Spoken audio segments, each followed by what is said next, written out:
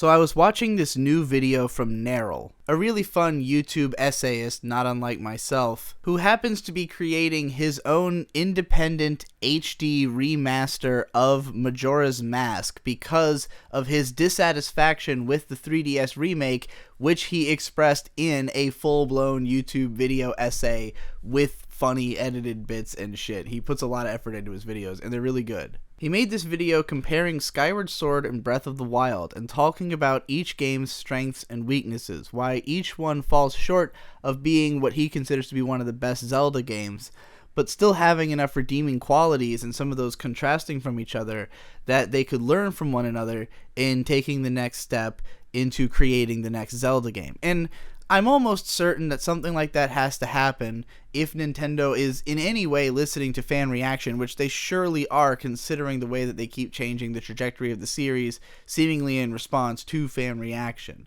Whether or not they'll take the exact lessons that he proposes here or just try to come up with some completely new fucking shit because they are always about innovation and just pushing new ideas above even good ideas sometimes, though Breath of the Wild was a step in a different direction from that. I was just thinking about the fact that while I don't disagree with his criticisms of these games, and many people hold these same criticisms who dislike these games as compared to other Zeldas, there are nonetheless credible critics who really sincerely enjoy each of these games. I mean, Breath of the Wild, you don't even have to ask the critics. Users love this game. It was highly praised, and at the time Skyward Sword came out, it was too.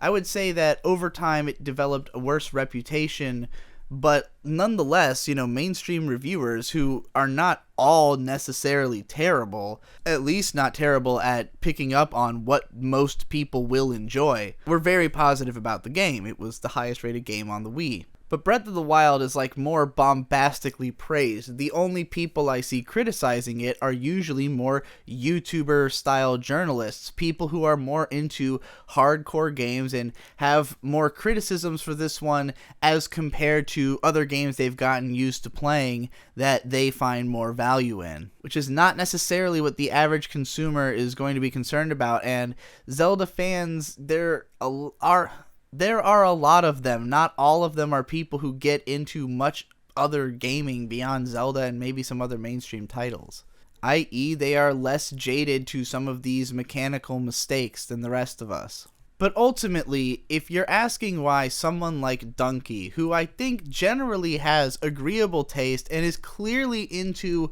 hardcore games, he has a very well-defined sort of set of standards. You pretty much could guess what Dunkey is going to like if you played it yourself and thought about what his tastes are like, and that's what a credible critic's responsibility is, to have a metric to compare their taste to yours. So I was not surprised at all that Dunkey loved Breath of the Wild, that it was probably his favorite Zelda game, because I had watched him play Metal Gear Solid 5, which he also really loved, which was also a game that was highly criticized by fans of the series because of the fact that its biggest strengths were in providing a type of gameplay experience that Dunkey is one of the very few people who will actually have.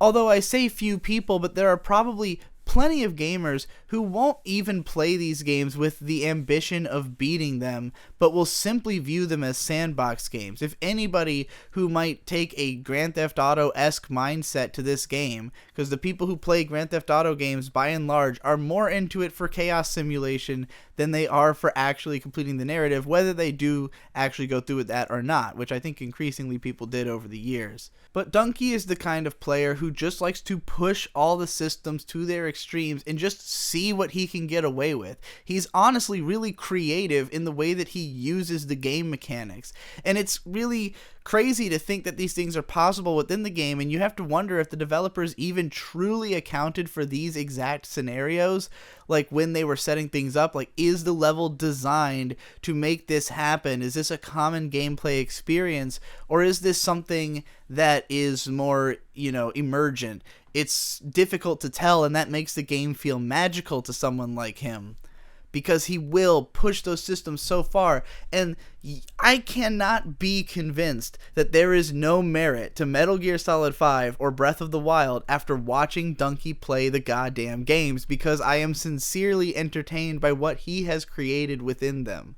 But I do not see myself as somebody who would ever play a video game that way, because I'm just not that creative. I will always find the best, fastest way to complete the task and just use whatever the dominant strategy is over and over and over again, because I like overpowering my games. I like playing Dark Souls with maximum strength and a giant axe and killing everything in one hit, because I just want to beat the fuck out of the game. I want to exploit the fact that there is a way to make it easy for yourself, and that therefore I'm going to get to see all of this with like the highest return on investment possible, where I didn't have to fucking spend 90 hours learning how to play the goddamn game, because I already watched other people play it, and I also don't have to see every single piece of hidden content, because I know VodiVidya is going to make a video about it, so I might as well just fucking go and play it my own way and just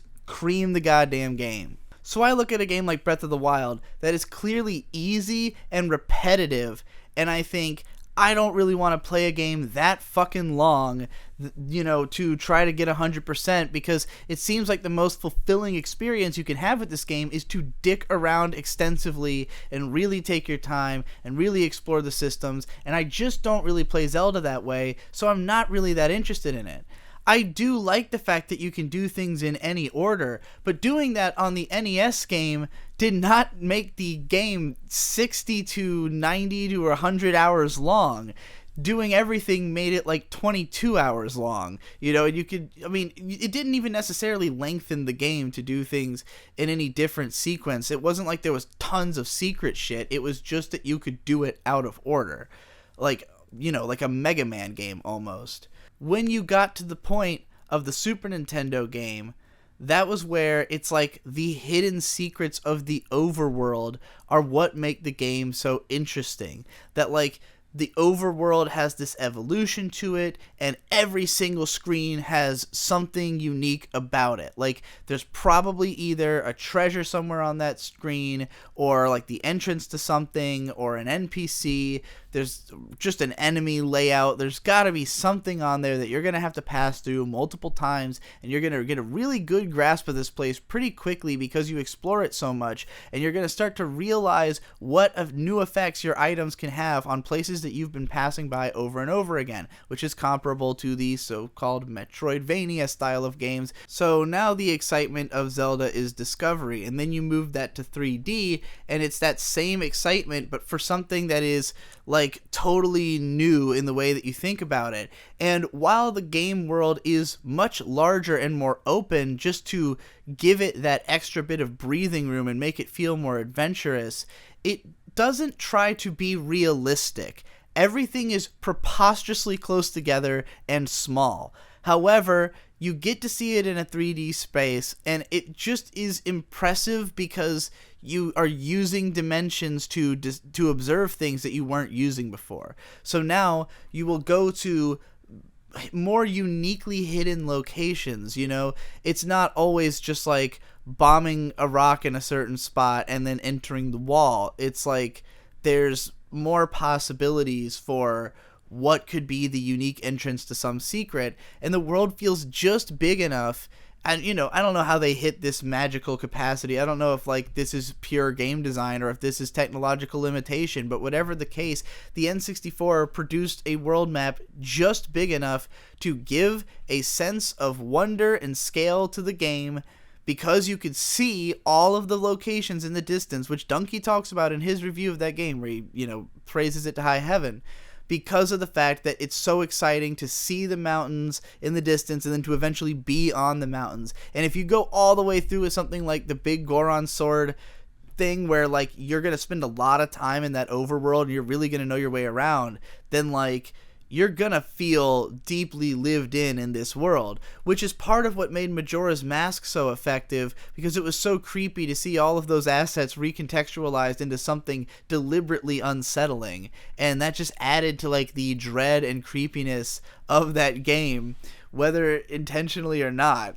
So Majora's Mask, I played some of it when I was a kid, and I've still never gotten around to playing through the whole game, because I like to still leave things that I know are going to be great open for myself to consume later in life, so I don't run out, just in case nobody makes anything good ever again. But when I played it as a kid, I remember that the fact that the Clock Town was so fucking confusing, and I couldn't even figure out how to get out of Clock Town at first. And I think I played on someone else's file because I had rented the game or something, so I had a file that was further in or something like that. I remember playing the second dungeon and thinking that the fucking boss was mega cool, and I loved playing that route, but that was like the only thing I ever did, because it was like the layout of the world just did not make it obvious what you had to do, because it was just more of a thinking game. It's a game where you have to pay more attention and read shit and like keep track of the time, and I was pretty fucking young, so like I did not have the first time I ever played Ocarina of Time, actually, I was, you know, much younger than when I eventually fell in love with it, and I didn't like read video games. I had not conceived of this, because all I'd played was Diddy Kong Racing and fucking maybe Pokemon, which would have required a little bit of reading but not a lot, and you know, I was more invested because it was Pokemon, but like I had not really played any games that required me to read, and so I didn't know how to get out of the fucking starting village, because I couldn't figure out that I needed to buy a shield, because I wouldn't read the kid's dialogue when he wouldn't let me pass. So, like, my first rental of Ocarina of Time, that's as far as I got, and I was like, this game sucks.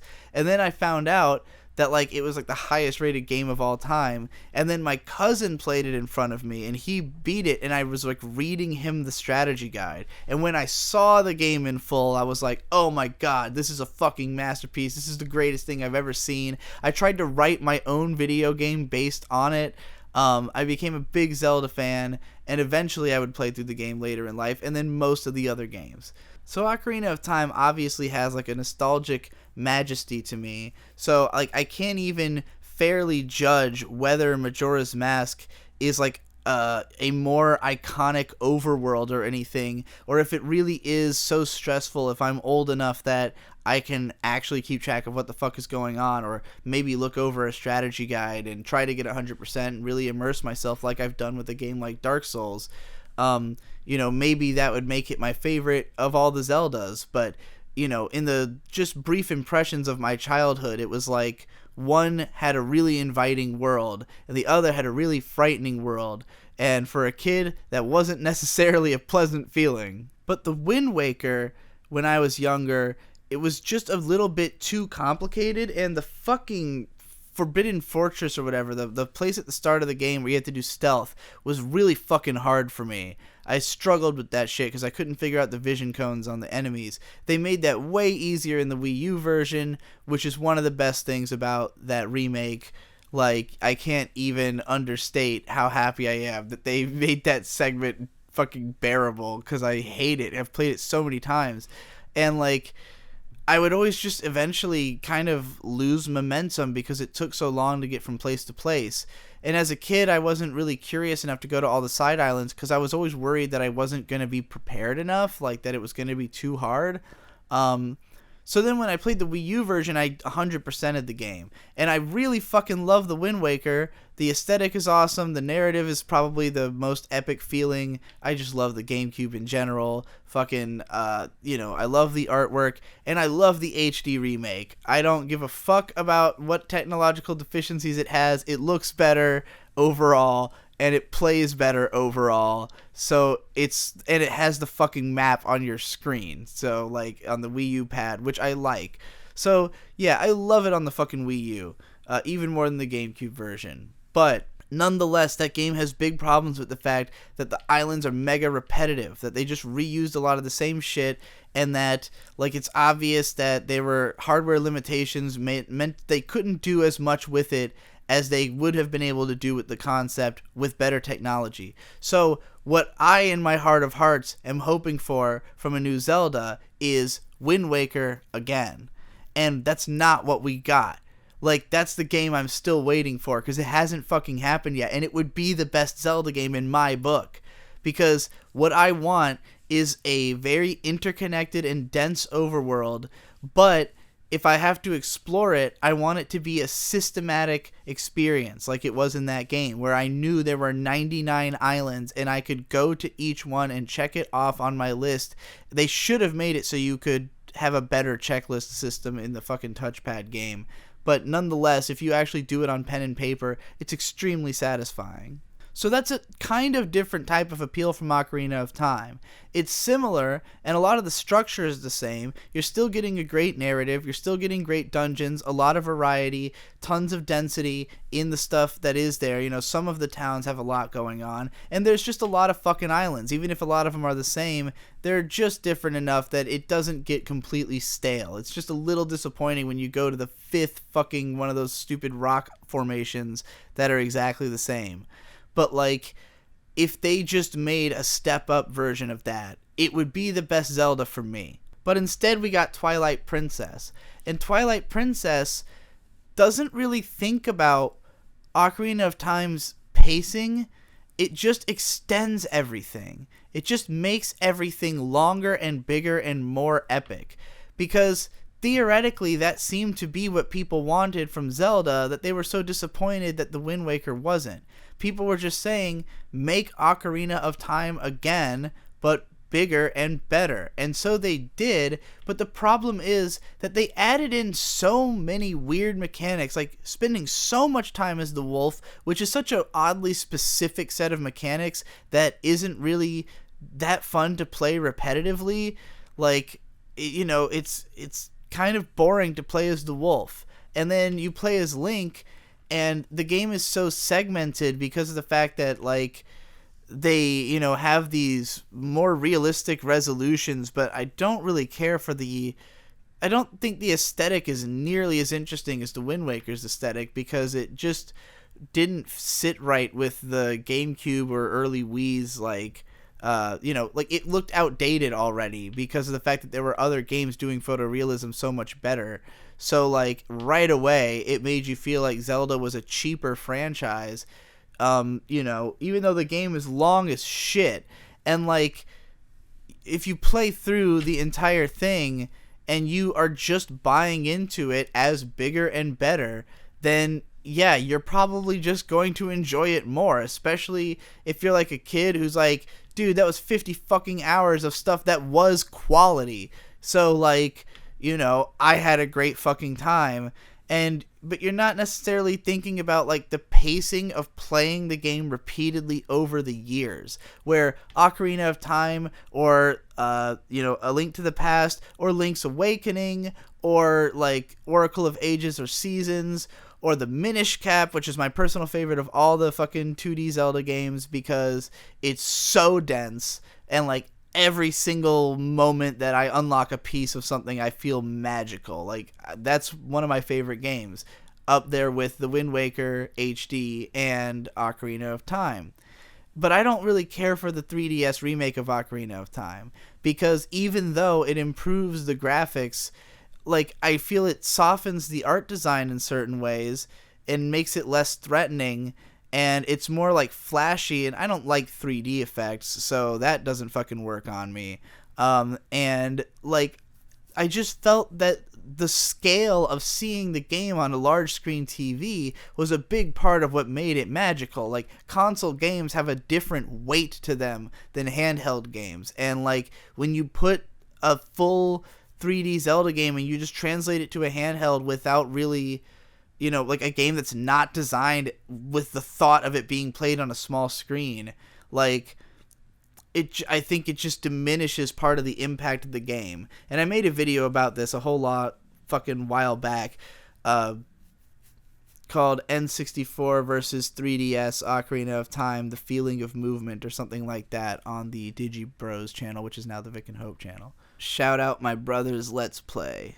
And he absolutely loves Twilight Princess because he just, like, wants the biggest, baddest fucking Zelda, and it's long and it's gratifying, and he feels like 50 hours is like exactly the level of investment he wants from a game. And I want like 22 tops because I want to beat it in 2 afternoons and move on with my life. But Skyward Sword, I think, pushed the limits of that because of the fact that it once again tried to upscale everything. But at this point, not only was it getting trite, but they were kidifying it. They had watered down the impact of the story and the mechanics to make it more accessible to a broader audience, but they added in too much dialogue and made it seem more childish and embarrassing. And so a lot of people just weren't really having it either narratively. In spite of the amount of effort put into, conveying this narrative, it is nonetheless boilerplate to the point that it loses the impact that earlier games in the series had. And things like the repetitive boss fights, the weird control scheme, the insistence on using gimmicks for long stretches of levels that get old, and the levels just being so fucking long. I think this game became mediocre to a lot of Zelda fans and even difficult to finish or to enjoy at all for a lot of others. Personally, I can't even approach the game, and you can tell I am quite a big fan of Zelda. I've played most of them, but I just can't deal with Skyward Sword for the reasons described. But contrary to even the hardcore Zelda populace who dislike Skyward Sword, I also fall into the camp of even more snooty people who also don't really care for Breath of the Wild. Because really, I think that while Breath of the Wild offers a fuckload of things for you to do and experiences that are unique to have, that if you want to spend fucking 80 hours with a game, you will probably find enough things that are interesting have happened to you to feel satisfied having played it. But if you actually try to 100% this game, it's going to fucking get repetitive. And if the appeal of the game to you, of other Zelda games to you, has been getting 100% because the world was dense and interesting, then getting 100% in this game is going to feel miserable. And that's the biggest criticism I see from the more hardcore Zelda fans that I've seen playing this game. And when I say hardcore, I just mean people who will tend to play these games to 100% regularly every few years, which I think is a lot of people. So if you come to Breath of the Wild hoping for the dungeons to be interesting because that was something you loved from previous Zelda games, yes, you're going to be disappointed. If you think it's necessary that Zelda games need to strike that balance to be good, you are going to be more let down by Breath of the Wild than you would be by other games like Skyward Sword, which can at least provide you with, proper dungeons and bosses. Although you might ultimately reflect even more harshly on that game, as happens in this Narrow video. But it's a major criticism he has of Breath of the Wild that it doesn't have these strong dungeons, because even though he does respect the amount of things to do, he feels it's hampered by the repetitiveness and by the fact that there's these obnoxious effects in the game. And so ultimately it just feels like more of a waste of time, especially when the narrative that's being shoved in there is not really that interesting, as compared to just going back and playing the other games that you like more, because you are less interested in just having the most creative imaginable experience at all times with a game than you are in having more of a structured narrative, which is an expectation that you would have set in from the rest of the Zelda games. And again, as I said earlier, the NES Zelda was not able to become preposterously long to do it a whole bunch of different ways. To play Breath of the Wild a whole bunch of different ways is going to be, hundreds of hours of endeavors, and that's a very different type of gamer at the heart of it. It's somebody who's more interested in open world games than maybe somebody who's more of a Zelda purist or sticks to action RPGs or RPGs in general, or just more structured story driven games like the action adventure titles that have become mainstream now as a result of Zelda, where God of War and other games like it have brought the control trends to a mass audience. So yeah, I guess what I'm trying to say here is that I completely agree with everything Neryl says in this video as valid criticisms of these Zelda games, but I am also fascinated by the fact that these criticisms will not apply to everybody. Provably, there are people who just enjoy the game even though they have acknowledged these flaws because the game offers them something that they just cannot get in the other games, and they just happen to value that even more, even if they might also strongly value some of those other things. To be a fan of a game like Ocarina of Time and also a huge fan of Breath of the Wild at the same time, because they both happen to fall into the mechanics that you really appreciate. It just goes to show the diverse sets of fans that can exist within, the same game space, that both of these reviewers can seemingly contradict each other, but really they're all saying the same thing. They just have different values and tastes. So it's not even like they're disagreeing with each other when one says that the game is good and the other says that the game is bad, because they are talking from their own perspectives, and those perspectives are both valid. Thank you for listening to this long-winded Zelda rant. Always remember to be the games you want to see. I am Games, signing out.